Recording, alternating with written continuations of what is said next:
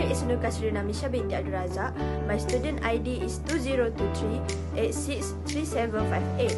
I am from AM101F, Group 2. Hi, my name is Nur Isalina Ishira binti Abdul Rahim. My student ID is 2023-608344. I am from AM1101F and from Group 2. Hi, my name is Muhammad Ishfai bin Muhammad Arshad. My student ID is 2023-878-366. I'm from class AM1101F from Group 2. My name is Nur Aina Sarah binti Sazwan and my ID number is 2023837958 and I am from class F and I am also from group number 2. My name is Nur Aliana Biha binti Rasidi, student ID 2023614464. I am from AM1101F Group 2. Hi, my name is Cik Asmizan bin Cik Hamdan from class AM1101F Group 2 and my student ID is 2023469178. So, let's go! COVID-19 pandemic is the greatest disease that comes from a virus. It happened around the year of 2020 until today. Over 500 million people were killed by this virus.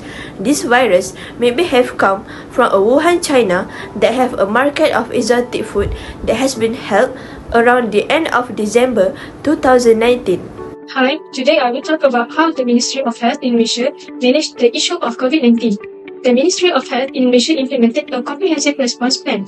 The plan incorporated all pillars in the WHO COVID-19 Strategic Preparedness and Response Plan (WHO SPRP) and consisted of 5 domains, including whole of government, coordinated lockdown, equity of access to services and supports, quarantine and isolation systems, and legislation and enforcement.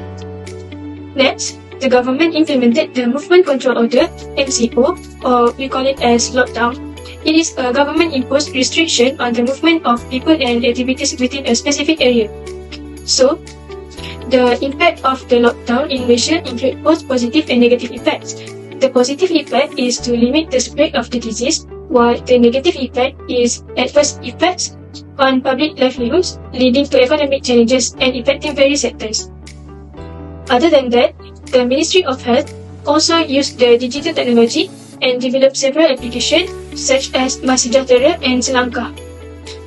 These applications is to facilitate contact tracing, health screening and monitoring of COVID-19 cases. Also, these applications allow users to report their health status, receive alerts on potential exposure to the virus and access information on COVID-19. Additionally, mass testing has been a subject of discussion in the context of COVID-19 surveillance. In Malaysia, the Ministry of Health has enforced a targeted screening approach, which involves screening, testing, and isolating specific population identified as having a higher risk of infected COVID-19, as well as tracing all close contacts to these cases.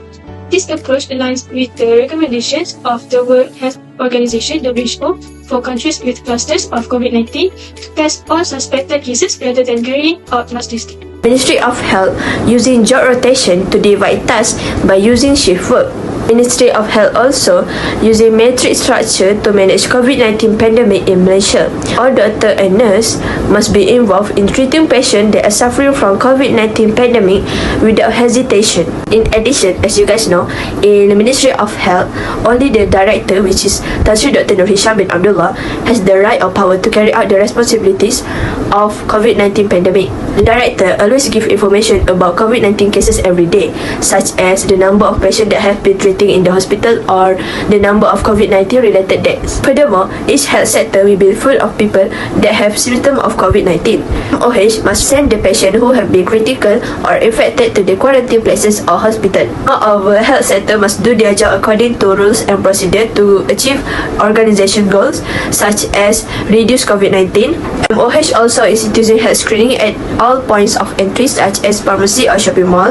Malaysian citizens that returning from Wuhan must be quarantined at specific location. MOH advise citizens to wear masks when going out, drink more water and stay away from crowded places. Most of my topic, decision making is a comprehensive integrated process that involves prioritizing and making decisions in order to handle public concern, distribute resources and carry out policies. So we move to how Ministry of Health makes decisions for COVID-19 case. First, enforcing health screening at all ports of entry was one of MOH early initiative to stop spread of disease. This was carried out in an effort to improve the detection of fever in visitors or residents returning from overseas travel. Besides that, MOH made decision to increase the number of hospitals equipped to handle COVID-19 infections. There was also a group effort between public and private hospitals to accommodate the growing numbers of cases of infection comprising University Hospital and Ministry of Defence Hospital. Finally, a movement control order MCO was implemented on March 18, 2020. This step was significant as the situation in China had proved that isolating the infected group of individuals and practicing social distancing. Moving on, I will be presenting to you about the controlling ways that the government did in order to manage the COVID-19 here in Malaysia.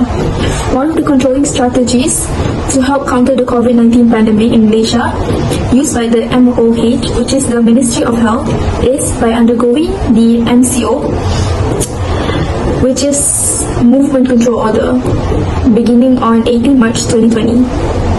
There are three main protocols included in the MCO, which is border control, public movement control, public gathering prohibition, and social distancing promotion. The MCO actually was extended multiple times and has at times switched to either CMCO, RMCO, or EMCO. Basically, at that time, people all across the country were forced to stay at home. The other controlling strategy used by the ministry and the MOH in Malaysia is by doing the physical distancing, or it is popularly more known as social distancing. Next, I will pass it to the next presenter.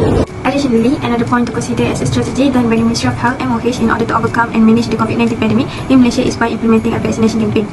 The government takes this step to demote the numbers of COVID-19 cases, protect public health, and help in regaining epidemic control. The special program run by the Ministry of Health is called the National COVID-19 Immunization Program (NIP). The Special Committee for Ensuring Access to COVID-19 Vaccine Supply (JKJAB) also reformed specially for the vaccination supply. This approach became the aim in curbing the spread and also aimed to vaccinate the entire population. The program also divided into phases, the priority given to the higher risk group and frontliners workers. By achieving a high vaccination rate, the government can actively protect citizens from severe illness and hospitalization. This proactive approach not only protect the public health but also to the overall recovery and stability of country's economy. This program has support from the public as proved the sum of those administered to nearly 60 million including boosted doses distributed under the National COVID-19 Immunization Program as of 7th February 2022. By this measure, government is able to control the rate of infectious citizens. To sum up, the local government and Ministry of Housing has already worked hard in managing the global critical issue that is COVID-19 pandemic in Malaysia because of rapid increase in positive cases and the difficulty in tracing the contacts.